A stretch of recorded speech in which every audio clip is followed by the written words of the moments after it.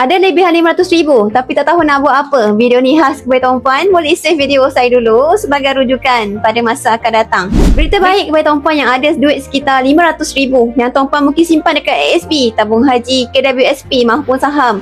Simpan bertahun-tahun tapi dividen dapat sekitar 4 ke 5%. Tuan-puan rasa tak berbaloi, maka saya ada satu tempat yang terbaik untuk tuan-puan simpan. Sekiranya duit tuan-puan tersebut tak digunakan dalam tempoh 2 tahun ni, maka boleh beralih kepada simpanan emas fizikal emas 999 di Publigold. Yang belum tahu lagi, dekat Publigold ni kita berkonsepkan emas fizikal. Beli emas dapat emas, jual emas dapat duit.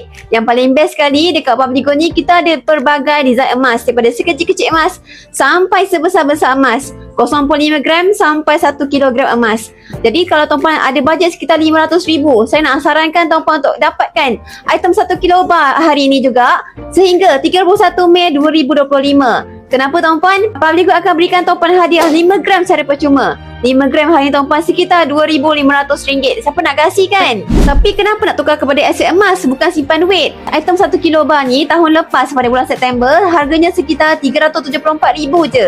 Hari ni tuan-puan harganya dah cecah sekitar RM450,000. Kenaikan harga emas sekitar RM120,000 tuan-puan tanpa buat apa-apa. Untung kan? Jadi kalau tuan-puan hari ni berminat dapatkan item 1 kilo bar ni dengan cara paling mudah, murah dan patuh syariah, tak tahu macam mana caranya, merujuk pin video saya dan saya akan bantu tuan-puan sampai kaya.